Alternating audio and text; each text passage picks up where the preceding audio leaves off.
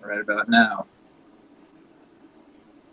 Yo, what is good, everybody? What is up? This is Chris and Greg, Greg and Chris, Craig coming at you back with another Roots and Branches. We can't. I don't. Does this Other way. work? No, you're doing it Other the other way? way. I'm doing it the other way. Man, on my camera, man, you messed it up. Messed up the feng shui of the fusion ha dance. Anyway, yeah. So today we wanted to kind of reboot the Roots and Branches conversation with the community.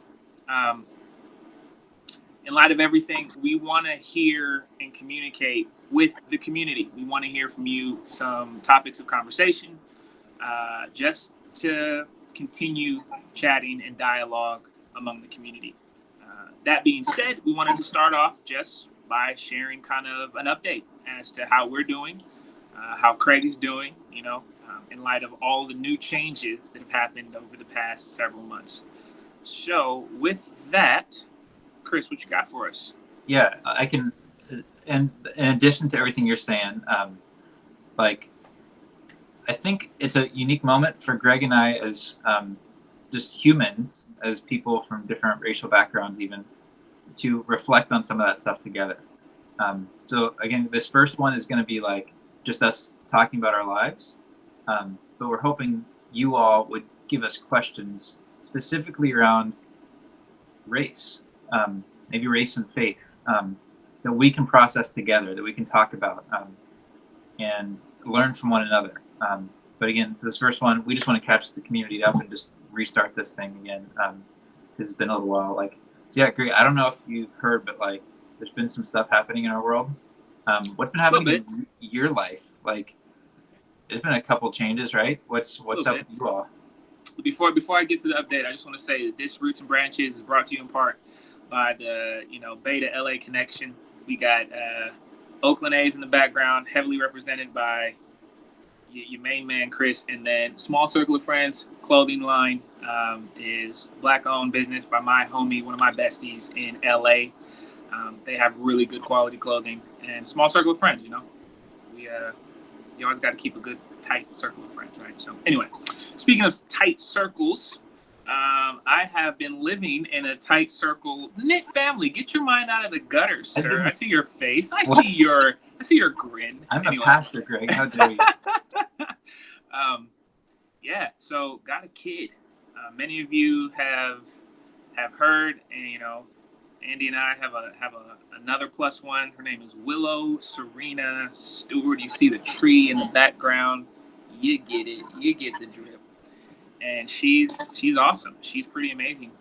It's been weird, the whole quarantine newborn life, because everything slows down when you have a newborn, and everything slowed down with quarantine. So everything quadruple slowed down with quarantine newborn, which is both we have way more time on our hands than necessary, but we also don't have much sleep at all. But we also have 100% focus on this newborn, which is awesome.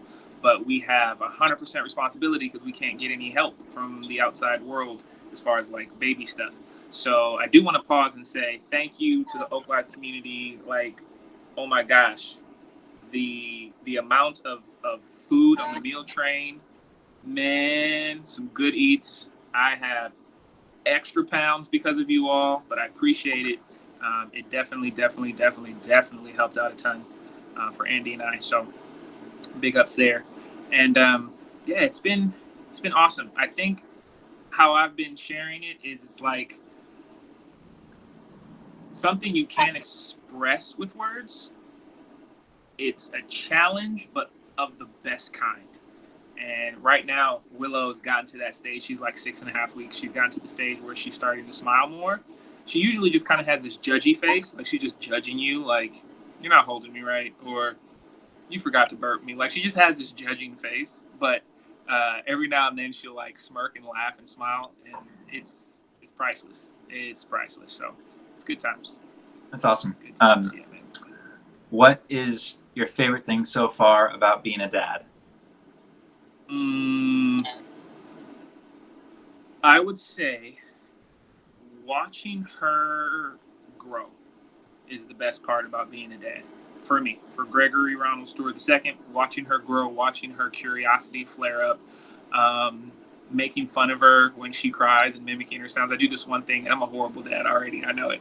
I do this one thing where I kind of hold her in the air and like bring her to my chest kind of close, and then she goes like this, and it's so funny. And yeah, it's hilarious.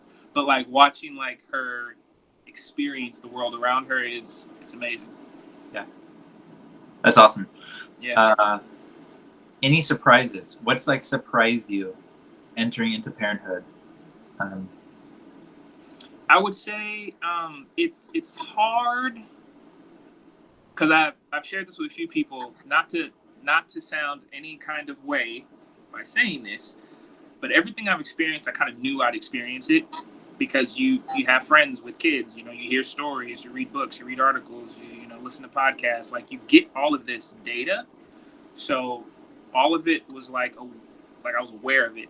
It's almost like someone gave me the menu to being a dad, and I could see all of the items and I can read all the ingredients. I know everything that I'm going to eat, but I haven't tasted any of it. Now that I'm a dad, I'm tasting everything on the menu.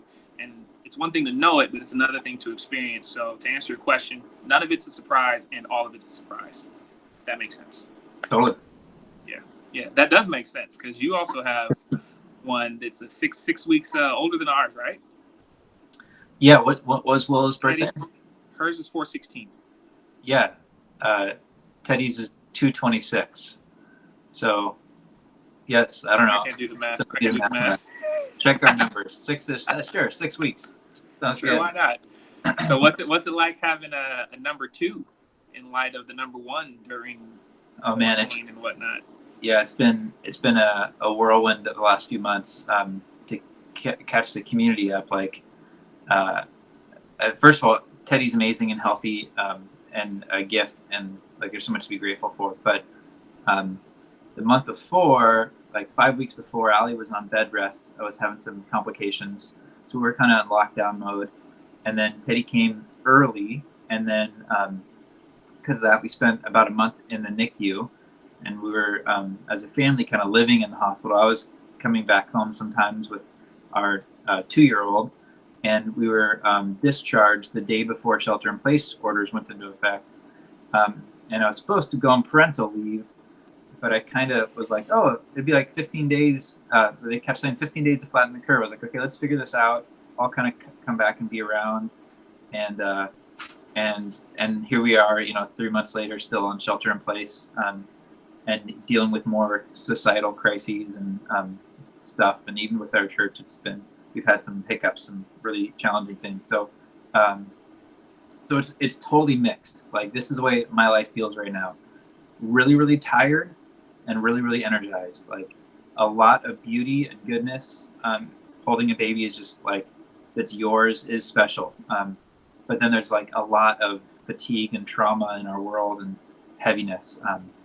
And I'm pretty tired, like not just from the sleep deprivation of parenthood, but all that's gone on. So, but it's been good. Yeah. And yeah, it's interesting. He's a good kid. Our oldest, our son, Elliot, who's 2 years old, he's gotten really good at throwing things at Teddy's face. Like somehow he has perfect accuracy where he doesn't have impulse control, so he just does it. Oh yeah, and Allie's she's now back at work. She's an ER nurse, so she's like on the front line. So it's been a heavy season, man. But Jeez. Like I said, I mean, our kids are healthy and they're beautiful, and we have community, even though it's weird right now. Yeah. Young Deuteronomy. I mean, at least he'll have like a really strong face, getting things chucked at him. That's true. You have a future pitcher for the A's, apparently.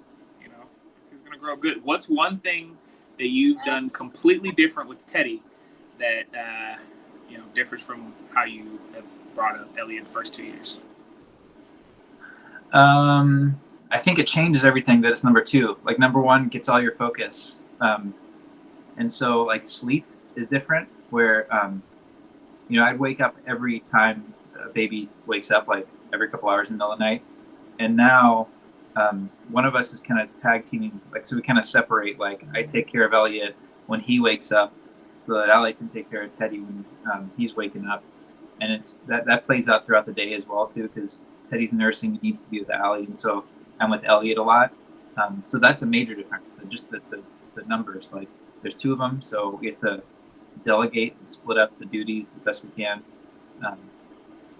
But I'll say that the most fun thing about that is watching a 2-year-old become a big brother, a big sibling. Like them learning it. Like Elliot didn't have a big adjustment. He was able to kind of embrace Teddy. Every so often he's gotten jealous, but the biggest difference is, and hopefully Teddy will never see this recording 20 years from now, but Elliot had all our attention because he was our only one, and Teddy gets lots of attention, but it's not split. But he gets to have a big brother that throws him. So yeah, exactly right. He'll be tougher because of it. He'll be tougher because of it. I can't speak from experience. I'm the oldest brother, but my younger brother's tough because of me. No, I'm just playing. Yeah, it's good stuff. It's good stuff. What are your hopes and dreams for Willow? Oh man, I want her to be able to choke people out. Have the ability to just I'm partly playing, partly joking.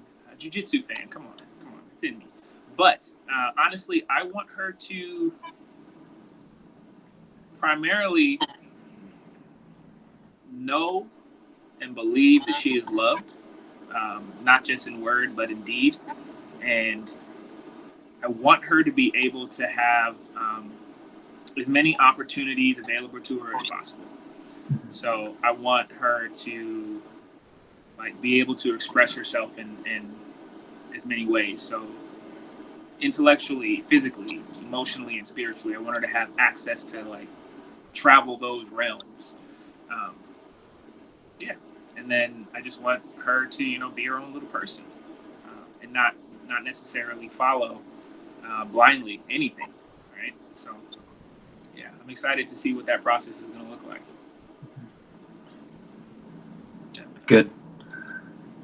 It's good. Maybe it's a question. Maybe we'll start the conversation briefly on racial identity and what's happening around, but funneling the parenthood conversation to this, how does that all sit with you? What's going on in our world? The reminder of racial injustice and being a parent to a daughter who's mixed race.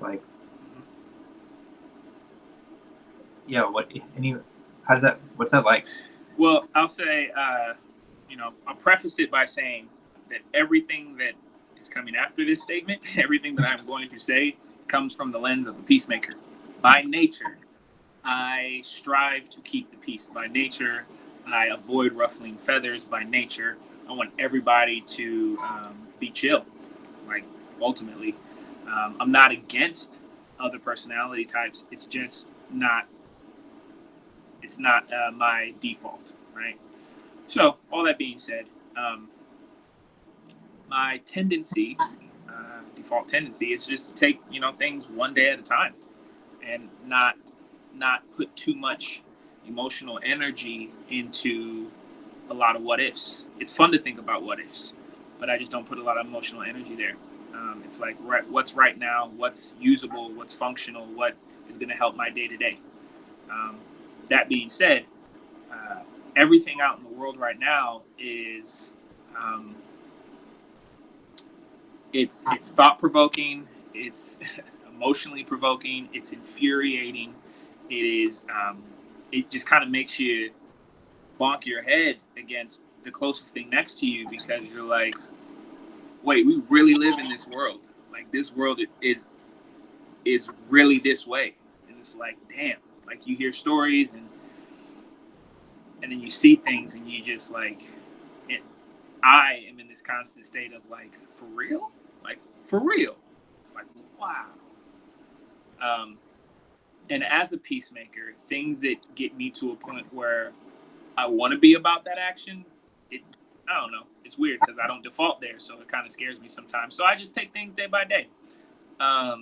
We walk down we try to take a walk every day around the block or to the park and back, social distancing and all that good stuff. And just yesterday, there was a group of folks, and they were like, "Yo, what's up? You did that! Congratulations!" And I was like, "Oh, thank you." And then one of the dudes was like, "Oh, little man gonna need a do rag in a second." And I was rolling because it was hilarious. I'm like, actually, it's a girl, but you know what? You don't even. It's okay. You know, it was funny. She got a lot of hair. It's all good. I get it. But like, I hold on to those little moments. Like, oh, this is cool. We did this. We have this creation, and who's to say what's gonna happen in the next 5 weeks, 5 months, 5 years? So I try not to spend too much energy. Until there's a plan available. Mm-hmm. And right now there isn't a clear plan yet, so it's going to day by day until there is one. Pay attention, listen, ask questions, but not really make any plans until one is like available. Yeah, I was long-winded, but yeah, that's what I got. And it makes life the curriculum in a certain way. Like, you know, Willow's not old enough, but like maybe next time in 2 years she might be like, "Dad, what's a do-rag?" And then it's like, then the conversation happens. And you know what? Like, one of the gifts of where we live is that it's diverse. Like, our kids are gonna experience things that they won't experience other places, like people, like from different walks of life. And what a gift to give her. Oh yeah. Yeah. Partly the reason why I wanted her to be able to defend herself so well. But yeah, it's gonna be good. It's gonna be good, man. Yeah. I'll speak briefly, and then we can kind of wrap it up. But thank you for sharing that. No, I'm good. Yeah, when I think about this stuff a lot, so maybe I'm different. I'm on the other side. I'm like, what's gonna happen in 5 years? What's not that there isn't utility to both. Like, you don't want to overstress yourself out. You also want to have some sort of like thoughts about the future and stuff. And I definitely think about it a lot, and I'm grateful again that like we live in the Bay Area. Like, I grew up in kind of more of a suburban context, but like there was a tremendous amount of diversity in our general area, and I like had friends from different backgrounds, and that doesn't mean like racism or issues didn't exist, but there's at least a step up. Like, there are relationships behind these things that I think I was shaped by, and so I'm really grateful that my kids, as both will be, they're now like white men, like they'll like their neighbors will be like United Nations in a very real way, and what a gift to have that, and to know, I think as each of our kids develops their own sense of identity, like to be able to walk with them through that after we've done our work and are in journey together. It'll be fun, and I'm hopeful. Like, they're the future. Like, all the craziness of right now, hopefully will shape the next generation in a way that is more equitable and more just and more loving. And Willow will probably be tougher than my kids. Like, she'll be able to beat up my son probably. That's my hope.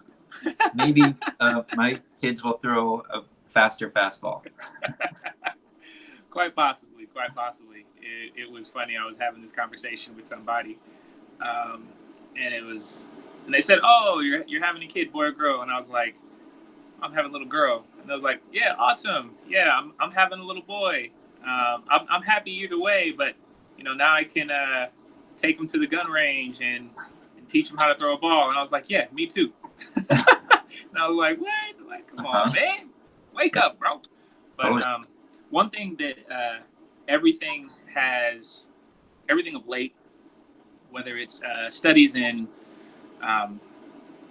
biblical context, everything right now with race and relation, I want to do a better job of knowing and instilling an understanding of historical context in Willow, one that I didn't necessarily grow up with. No slight to my parents at all. They're amazing parents. But both parents being one black and one Latina, they just focused on the day-to-day and kind of survived, right? So it wasn't this like impact of I have to show them where they're from so they can kind of see what's potentially in front of them. And I think that's one thing that I'm for sure going to have to do, because thankfully, because of my parents, I don't have to focus on the survival as much as they had to. So now I can do, spend a little more time on educating as well. So that's one thing that I'm learning more and more in this current context, and that's one thing I want to pass on for sure. Yeah, that's good. I like that. I agree. Yeah, I think somebody just posted on our Facebook group, like asking for resources for how to talk to your kids about white supremacy, racism, protests, and there were like a lot of responses. So I think we'll be well resourced. And what again I'm grateful for is we get to do it in community. Like, what a gift. Yeah. Kids can learn from one another, and what a beautiful thing to have. So many people that don't have that. So yeah, we have an opportunity here in the Bay for sure. So it's good stuff. Well, I think we should probably wrap up. That's a good first starter. So if you're watching this, please send us questions, things you want Greg and I to wrestle with individually.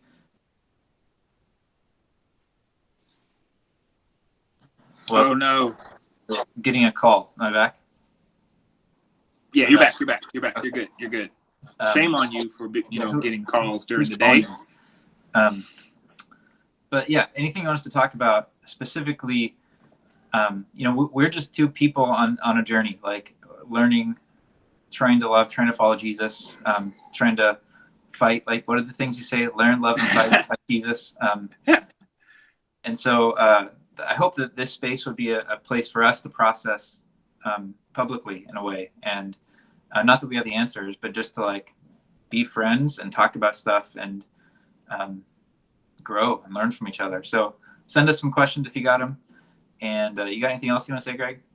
I don't know, man. I'll say that we've been doing this, you and I, since 2013, I think. Yeah. Been on this journey for a little bit of time, man. And I appreciate it. You've helped me grow a lot. And I hope that we can continue to grow together. And that I hope that when I say together, not just me and you, but you, me, and this whole community that God has blessed us with, I'm excited. I personally love wrestling in awkward tension and conversation and stuff, because I believe that's where most of the growth is. That's where all of the growth is. I can spend a lot of time talking about that. I won't right now. But don't hesitate to ask questions, but also know that, like Chris said, we're not providing answers. This is just an opportunity for us to wrestle together with these ideas, with these concepts. And I'm excited and looking forward to it. That's good. That's really, really well said. And the last thing I'll say is just to say I feel the same way about you in the ways in our time together. I've been shaped by you and your thoughts, your perspective, your friendship, your experience. So thanks for that, man. Got you, man. Grateful for you. I give you a hug, but yeah. Okay. Love you all. And we'll be doing this. The hope is weekly, about every Wednesday. So send us stuff before then, all right? Yeah, Love send us fam. Okay, peace out. Peace out. It says still recording. Do I gotta leave? No, I canceled the wrong one. You can leave. I'll deal with it and make this the funny, awkward ending. All right, peace out. See ya.